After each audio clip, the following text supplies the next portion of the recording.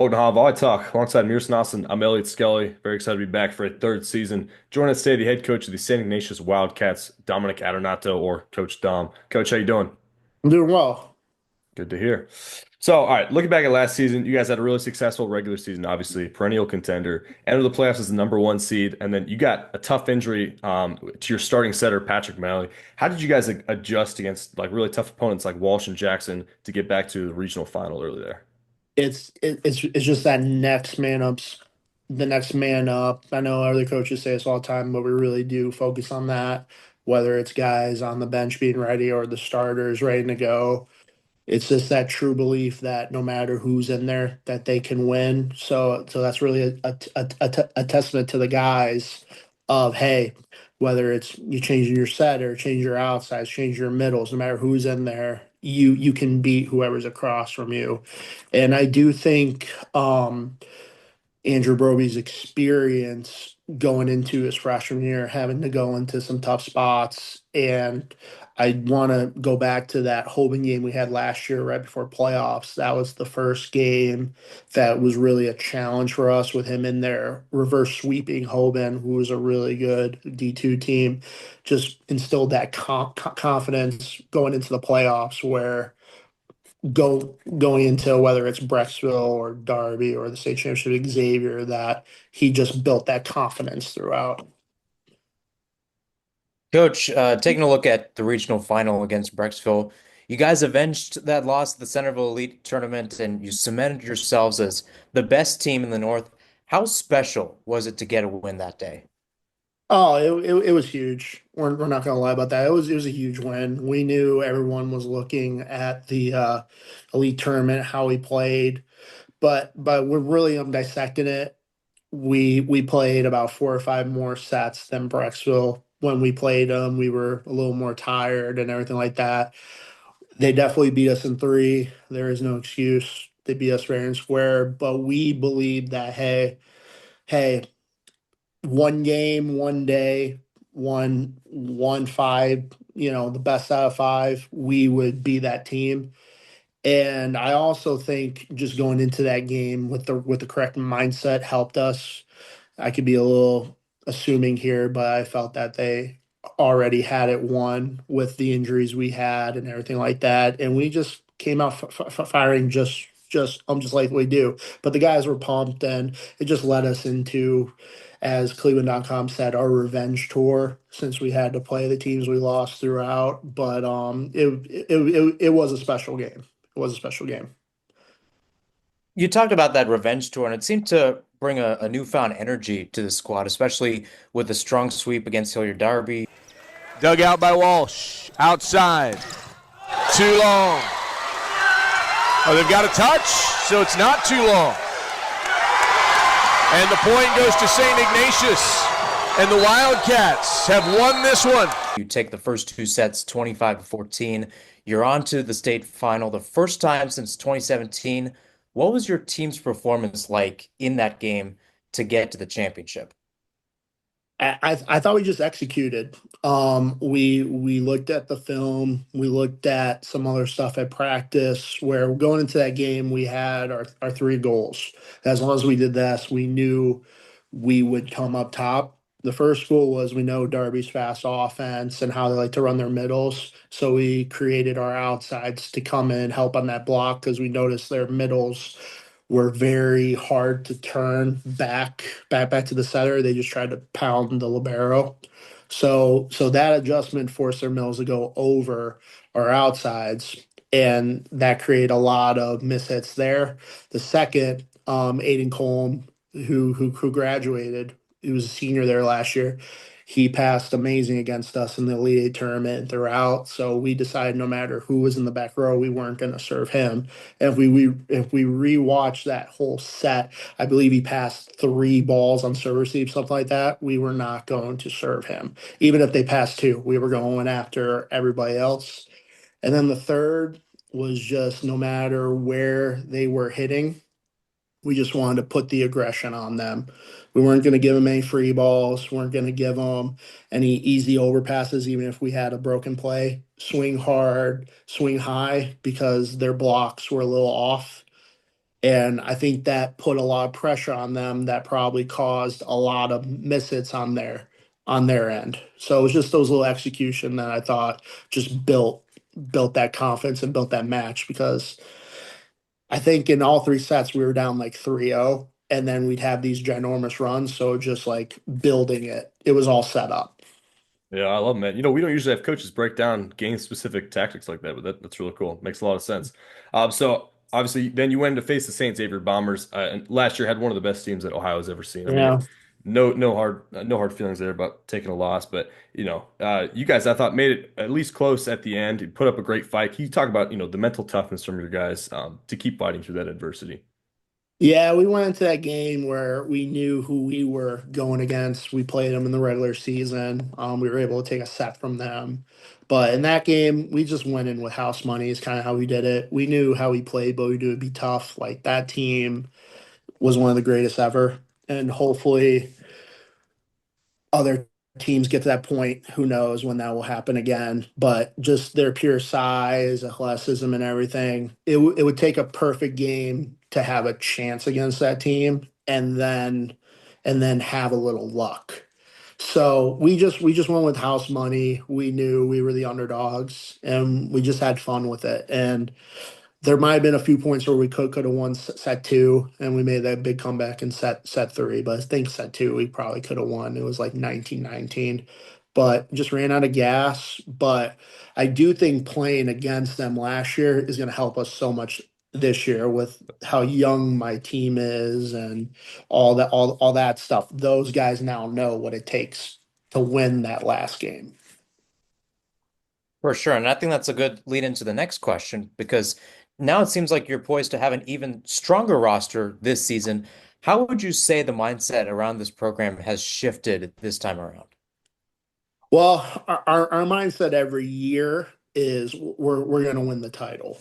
Um, when I was first hired, this is my fifth year, so 4 years ago or 5 years ago, I guess now, the big consensus of all the coaches up in my region was hey, we can be good, but we're never going to be good enough to win a state title because we're just not big enough. We're just not strong enough. We're not more advanced yet in the game of volleyball. We got to do a better job with our athletes. And to me, I thought that was a wrong mindset. To me, it's like you should be able to win every year with the right, molding your team as best you can and create those advantages and disadvantages to the other teams. But for us personally, it's the same mindset we have every year. And these guys that play with each other a few years, they're bigger, they're stronger, and they've been chomping at the bit to get together in the gym. We've had great numbers at open gym. The first few practices we've had already have been pretty solid, but it's a process going to one game at a time and not only building our skills on the court but off the court, staying unified, which I think is the biggest challenge with the most talented teams. If we can stay unified, I like our chances. Definitely. Well, I mean, you got a stud young junior outside hitter in Jack Reagan, already committed to Ohio State, and first team All State as a sophomore, which it's rare for that to happen as a junior. So for a sophomore, it's incredible. How do you think that his skill and leadership has helped your program, and how have you built around him to help bring the team to a higher level? Yeah, Jack's awesome. He's very coachable. He's been great of learning. Okay, I can hit the ball straight down whenever I can, and I can get that kill. But what's the difference? Hit like on those shots where hey, I could hit it hard and maybe just make a good touch on the block or get the point. So we really focus on Jack of getting kills. Where like, hey, no one to hit straight down, know when to hit that 18 to 20 foot line, when to hit certain spots, which has really progressed him as a player. And as a skill set, he's all around great. But the one thing he has improved this year is his blocking, and his leadership every year has continuously improved, helping guys and what he sees, like matchup wise, helping on the defensive stuff when he's in the back row, and really getting him consistent on his back row attack. Jack is becoming an all around player, and he's just getting better every year. And we are very lucky to have him. And I appreciate like his and my conversations as well. Really like working each other. He's kind of like a player coach as well. Those are really valuable. I mean, obviously it helps to have high skill guys, but guys who are right up here, it helps you a lot. So honestly, we are recording this a little bit early. I think it should release March 14th. It's March 3rd right now. So what's your scrimmage schedule look like coming up? Who you got? So we actually don't do too many scrimmages. Okay. We actually we think we have a pretty good gym, so we do a lot of interlock scrimmages. Try Okay. not to show too much.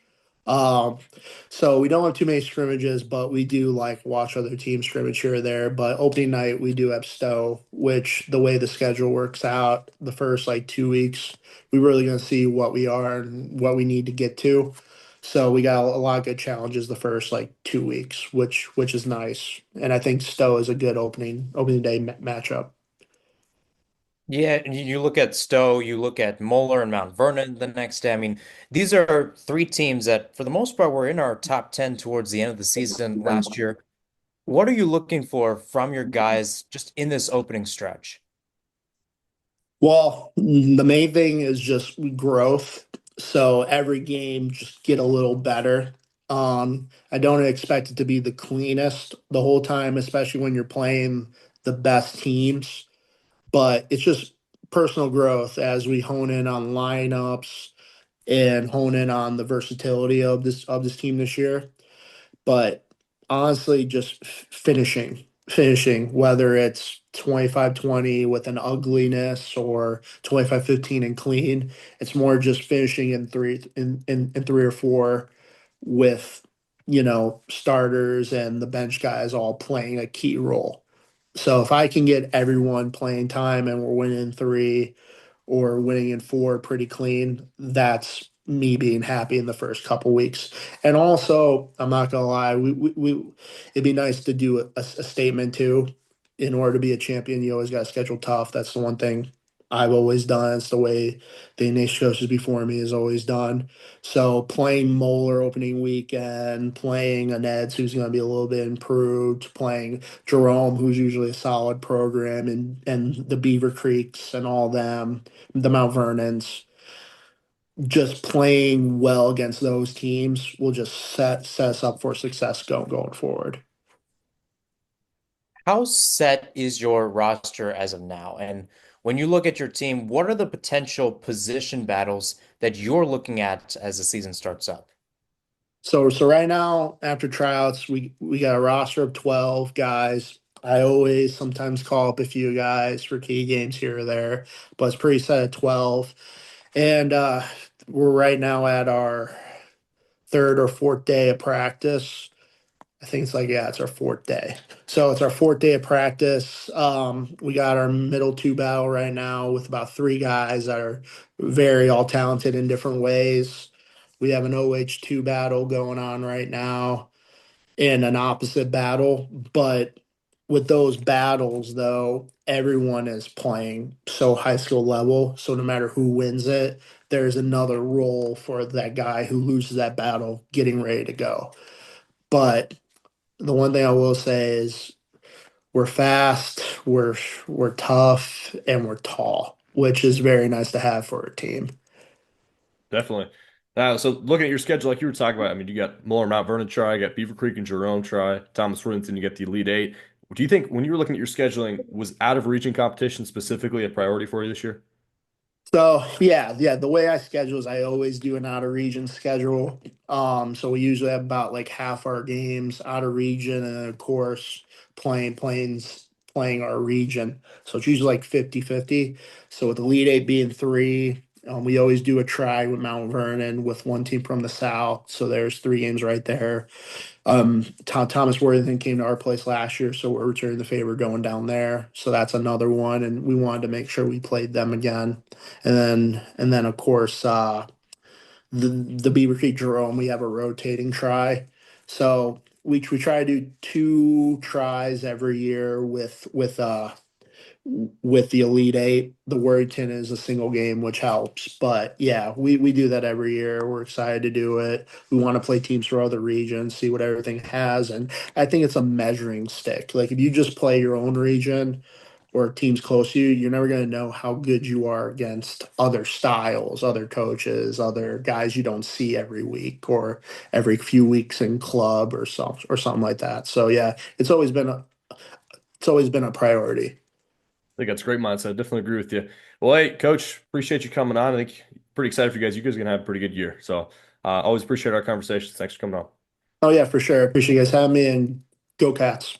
All right, that was Coach Dom, and we'll head to the analysis section now. If you haven't watched a whole lot, you don't know. My name is Elliot Skelly. Go to the University of Alabama, junior here, and I play on the club team. Obviously, both in our third year doing this. I played for Thomas Worth back in the day. And here, Yeah, I'm Houston Hassan. I'm a junior at Arizona State. I came from the broadcast side. Graduated from St. X in 2022. My last 2 years, I was the voice of the Volley Bombers, and again, covered a lot of stuff with Arizona State athletics, including their women's volleyball team. They're doing pretty good, reigning Big 12 champs right now. But yeah, great to be back. Great to talk about my home state of Ohio. absolutely.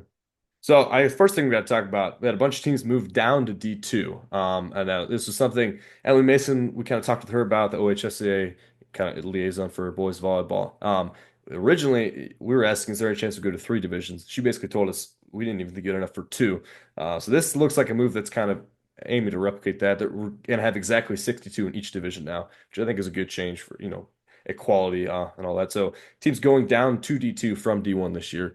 Loveland, Northland, Steele, Brexville, Broadview Heights, Mount Vernon, Briggs, Mayfield, Edgewood, Nordonia, Rhodes, Belmont, Cuyahoga Falls, Firestone, North Springfield, Mount Healthy, Walsh Jesuit, West, and LaSalle. Regional alignment is still a little uncertain. Obviously, they made a few changes last year towards the end, but we generally know what it's going to look like. What are your thoughts on this? Some big names coming down.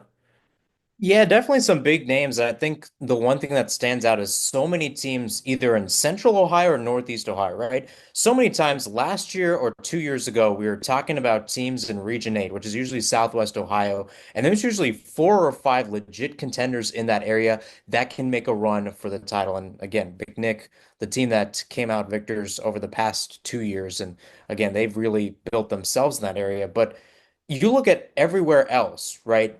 You look at the Northeast. We were talking St. Vincent, St. Mary's, and Hoban in Region 6, and that was pretty much it. Now you have Walsh coming back in. Now you have Brexville Broadview as well. So there's a lot more competition in that area. You have Mount Vernon, who for the longest time was behind Olentangy Liberty and other schools in Region 1. Now they have a chance to possibly go to state as a member of Division 2. So overall, it gives a lot of opportunity to schools that, once again, find their niche, find their bubble. A lot of teams returning, right? With Walsh, with Brexville Broadview, with LaSalle, and even some teams that, did decent in Division One, like Loveland. They were an 8 seed a couple of years ago, but again, just knowing the talent level, knowing the type of competition that's yielding in front of you, why not make the dip? Absolutely. I think it's probably a good change for the sport as we go forward, just to keep us growing. So other thing we want to talk about, the OCC realignment. We talked about that a couple years ago. It was planned, but now it's going into effect this year. Basically, just adding a fourth conference and moving teams around so there aren't so many league games being played. So the other change I want to talk about that I'm honestly not a huge fan of, there are two mandatory crossover matches that you have to play now. So, same way there's GCL South and GCL Coa. There's like OCC Central, OCC Ohio, a couple other ones, OCC Central. So you have your conference, and you have to play two other OCC teams from a different conference. And I don't know. I gotta say, I don't like this a lot because I kind of thought that was the whole point of the OCC Challenge event, where like all the teams go, and even better, you have teams that, you put the best teams against the best teams, you put the worst teams against the worst teams, and it's more competitive. This one is just two random teams from the other conference, just basically taking up spots on your schedule. It could work out to where it's a good match, but if it's just a random blowout that you have to play, I don't, or a random game you get blown out that you have to play, I don't know if I'm a huge fan of that. I'd love OCC director to sit me down and explain that to me, but I know that I guess we're doing that this year. But let's get into top contenders in Division One. First thing I think we got to talk about: does X have the talent to repeat? Obviously, Joe Taggart coming back, lost a lot though. What are your thoughts? I mean, you could talk about Taggart, and I think when you say can X repeat, it's always looking at that senior class, right? And the senior class that is there now were freshmen during my senior year at St. X. So these guys were in JVB, and again, a lot of them coming through the pipeline, a lot of these guys playing at the next level. We can talk about Taggart and OSU, but you look at a guy like Matt Schulte, who can either play outside or definitely through the middle, and he's really honed his craft in the middle over the past few years or so. He's playing at the next level.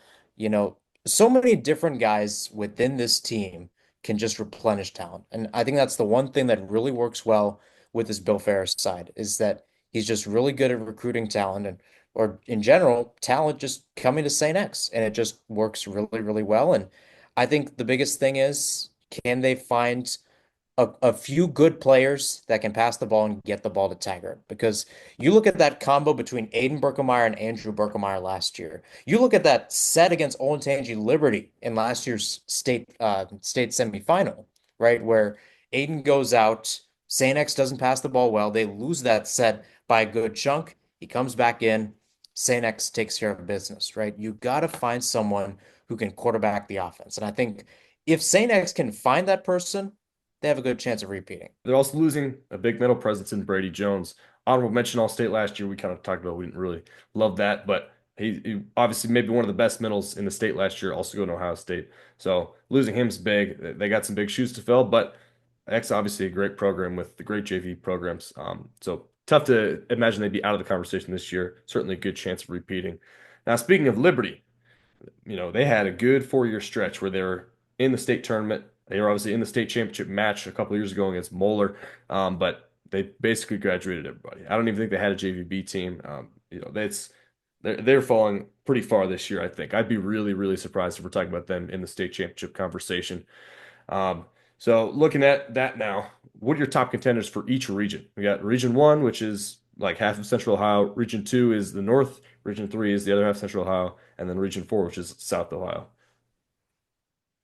I mean, let's just go back to Liberty, right? That Region 1 is wide open now after basically Liberty was a lock the past 2 years.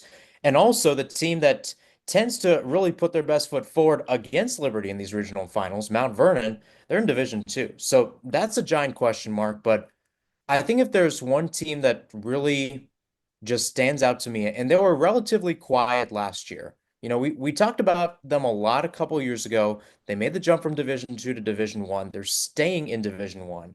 I think it has to be Berlin. I think they have a really good side, and I think they just have there's a good culture, a good team, a good process to get back, or rather to get to the state championship. I think you look at Region 2, I think it's Ignatius, right? Jack Reagan, the offense goes to him. And again, he's a really good player, one of the candidates for State Player of the Year. Thomas Worthington has a couple of guys themselves, and especially with Finn Rubin through the middle. I think Thomas Worthington takes Region 3, and I think St. X, even though there is that question about can the class of 2025 replicate the class of 2024, we've seen this Bombers side really take over and really, step up in senior leadership. I'm thinking back to 2024, last year, basically. They retire a really good 2023 side led by Bentley Meyer, and then they come into 2024, and those seniors deliver as well. And I feel like St. X can do the same. They've officially gotten over that hump of falling in the regional final in 3 consecutive years, and I think they're back in the final. Yeah, definitely. So Region 1, I like you said, it is wide open. We don't really know who's going to come out of there. I think a good one to look at is probably Pick North. They did lose their big guy in the middle, Jackson Van Wormer, but they still got Jordan Dreyer, great outside. So I could see them coming out. They lost the regional final last year to Liberty.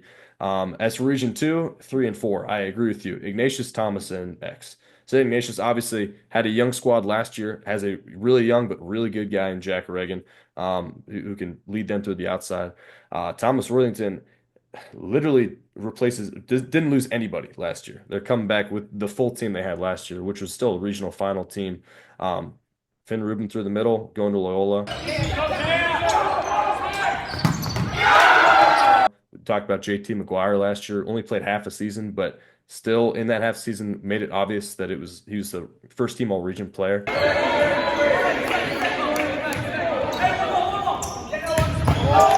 They've got a lot of talent. I think it's hard for me to see anyone else come out of that region.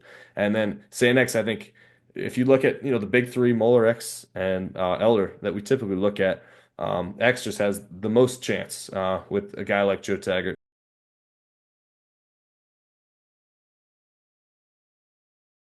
And I do want to draw attention to, I kind of mentioned this to you off air, but it was not that long ago. Like when I was playing, it was Moeller, Elder, St. X, some combination in the top three, and that was it. Like that was the baseline when you go into the rankings, and it hasn't really been true past couple of years, and I don't think it's going to be true this year.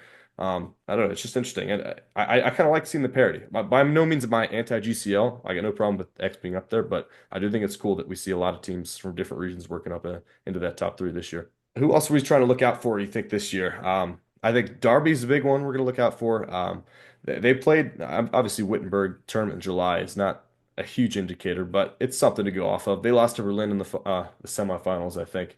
The scouting report I got was basically they got Chris Jones and the guy supporting Chris Jones. That's kind of their team right now. He's a great player coming into his junior year. He had a big year for them at outside last year. He's kind of, a big reason why they were in that state semifinal. And I expect him to be very good again. I expect Darby to be good again. But, with the OCC Cardinal matchup against Thomas Worthy, I think they're going to be, the underdog in the region this year. Not that they can't do it, and I think they do tend to improve as the season goes on. But I think they're going to be a team to look out for this year. Yeah, I think Darby and T-Dub, that's going to be a good rivalry. Again, you and I have talked about it off the air about how or what that rivalry means for both sides. And I feel like just knowing where both of those two teams now, uh, they've met in the regional final last year, and I feel like they can. I mean, Derby is the one team that if there's any team that can really challenge Thomas Worthington, it's them. You look at the GCL too. You look at Moeller, you look at Elder. I think Moeller too. Their second year under Casey Pieper, and you always have a gut feeling when you have these Moeller coaches, right? With Matt McLaughlin, Greg Euland, you have Lee Meyer as well. And now you have a guy in Pieper who, again, he was in charge under Myers, the JVB head coach, a little while ago, and now he's got that role as a head coach. And I feel like this is where you got a game plan, right? This is where you're game planning for your alma mater, you're game planning for your team. And I think Pieper has a little bit of a chip on his shoulder, right? Because you look at what Lee Meyer has done, where he basically went to three consecutive state titles, right? That was one of the best, if not the best dynasty we have ever seen in Ohio boys high school volleyball. And then you look at Pieper, and it's his job to try to continue that legacy. Last year, obviously, lost in the regional final, and I feel like Moeller has that energy overall. And I think the same goes to Elder as well, because Elder, I mean, back in the OHS BVA days, when two teams from each region would make the state tournament, I mean, Elder was that top dog, and they showed that they were a top dog in 2022, even in 2021 too. And then obviously last year and then even, the year before doesn't really work in their favor. So they're trying to put their best foot forward because they haven't been the top three seed the past 2 years. I don't think people remember that. They've put a team, whether it's East or whoever, in that three seed spot, usually someone outside of the GCL. So if we're looking at the table right now, it usually goes GCL, GCL, someone outside of the GCL, and then back to the GCL. So I think similar to Moeller, Elders also having a chip on their shoulder to try to get back into the top two and try to get to the very least to a regional final. Yeah, 100%. I think those are definitely teams that should be in the conversation. Some dark horses, I think, Lakota East, they've got Grant Seimer, great outside. Hillary Davidson, got Ryan Monahan, who's kind of the guy for A squared this year. Yeah, the mom and me worries about. Oh my God. So I can see those two teams coming out, and it's just who do they have around them? That's kind of going to be the story this year. But yeah, I think the big three to watch: Ignatius, Tomsworth, and St. X. I think those will be the teams that are kind of running it this year. Division two, the question kind of is, can anyone compete with Archbishop McNicholas? They only lost, Bryce, the middle we had on after they won the state championship. He's the only guy they lost. They return everybody. So if they're going to be hard pressed to have any competition this year. St. Charles lost a lot. Another question is, do the teams moving down, do you think that, the Mount Vernon, LaSalle, Brecksville, can they challenge them? Does that change this equation? I think it kind of does at the end of the day because you look at the type of just challenges that these Division two teams face, right? They're not always playing in division. They usually play up against some Division one side, so their teams can get experience overall. And I think, McNick did a really good job of that last year, and a lot of great Division two teams do that in general. Again, you look at McNick's schedule last year, they went 20-4 overall. They lost on the road at St. Charles, but you look at their Division one matchups, they got swept by St. X. They beat Carroll, which is Division two, but they also beat West Claremont. And I'm trying to look at some other Division one matchups they faced. They lost to Moeller as well. So when these teams are going for a challenge in Division one, they're really going for a challenge. I mean, it was St. X, Moeller, and I think a couple years ago, McNick played Lakota East. The idea of playing out of region, right? That changes it because as much as McNick knows the St. Charles of the world, as much as they know St. Vincent St. Mary's, as much as they know DeSales, they probably don't know this Mount Vernon team, or they don't know Brecksville Broadview that well. So it's about game planning for that match, should it happen, if it does happen, so that they can attack it. All right, so who do you think you got your top contenders in each region for Division Two? Again, we don't 100% know alignments, but if it's about what we're expecting, what do you think? I still think McNick makes it back. Again, they've shown that, already with two regional titles in back-to-back years, that they're a team that, can be scrappy, but now they're a team that is fully peaking, right? You have a guy with Gavin Gerhard out on the left, really tall guy, can really get kills when it matters. I think McNick ends up taking that region. I think outside of it, though, it's kind of up in the air, you could say. I think Mount Vernon could be interesting. I think especially knowing the fact that they're really overshadowed in Division One. And I think the same goes to Brecksville Broadview. That even though Phil Margevicius was, really excited about that Division One opportunity, and they were really one game away from going to the Division One Final Four, I think they make it to the Division Two Final Four just because of the overall play they do. And then outside of that, again, we don't know the actual region alignments, right? That Region 7 is just an interesting story, right? And we've seen Independence and Lexi Procopius make it out the past 2 years. Obviously, I don't know if they're going to get a bit more competition. Depends on the levels we see. But overall, I think if it is that way, and we get teams like Walsh and Crew in the Northeast, I could see a team like Independence making it back because they just seem to replenish and they seem to understand the motives to make it back to state. I think outside of that, though, give me Walsh Jesuit. Okay, good to know. That's interesting. So obviously Phil's not at Brecksville anymore, but Brecksville, Firestone, and Walsh probably to the Northeast with mostly new programs. Yeah, I would say I think Walsh. I would agree with you. I think Walsh comes out of there. We talked about that. McNick's gonna have a challenge coming through the South. Um, we always say bloodbath. There's a lot of teams down there. Fenwick, LaSalle now. I think probably the top contenders. I'm really interested to see. LaSalle was good competition last year in D1, so they've kind of flip-flopped the last few years. I'm interested to see how they can do and compete with McNick. I still think, I don't know, I don't see any world where McNick doesn't come in out of that region, though. I would love to see how this season develops, but it's just they've got so much talent from last year, proven talent. Like it's just hard to beat that. I'm interested to see, St. Charles and DeSales having to compete with Mount Vernon now. I think that's pretty interesting. Obviously, both, St. Charles and DeSales are both really great programs that'll keep reloading. We've seen reload year over year. But both kind of had, well, St. Charles had a lot of talent graduate. DeSales kind of had an off year last year, so we'll see if they can happen. We'll see if Mount Vernon is all that this year. So one other thing I wanted to talk about, the state tournament got moved from Saturday, Sunday to Friday, Saturday. Again, just another change I don't really get. I emailed Emily about it. I was like, why are we doing this? Like, why are we moving it to a work day? That can't possibly be a good idea. She basically told me she's not concerned about attendance, so I don't know. I guess that's what we're doing. It seems like though something that would not have happened under the OHS BVA that we're just kind of doing for I don't know. I don't know. Maybe it's a Wittenberg issue. I don't like it, honestly. Yeah, I mean, my thing is, I mean, the first thought was when I saw that, I was like, good thing I didn't book my flights already because I would Yeah. have probably flown in on Friday, assuming a Saturday and Sunday tournament. But I don't know. I mean, yeah, it just goes back to the fact that this is going to fall on a weekend. It's not going to be Memorial Day weekend, too. I think that might be also worth noting because people are so used to having that extra day off on Monday. But I think more importantly, it goes back to the day itself, right? Obviously, it's not as long as the OHS BVA days when you got to sit through 6 matches, but I at the remember. same time, I it's remember. 4 matches, and you and I have been through it as well. We get there at around 12:30. First match starts at 1. Chances are we're not out of there till like 8, 8:30 if the last game goes long, probably around 9 o'clock. And overall, it's a really good day, but it's a day suited for a weekend. So those are my Bingo. thoughts on it. I don't know why it's not. I don't know. I don't know what the conversation It's was.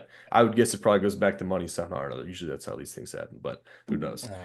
Above my pay grade. Other thing I want to talk about early player of the year watch. Obviously, we talked about some already. We got Joe Taggart committed to Ohio State playing for St. X.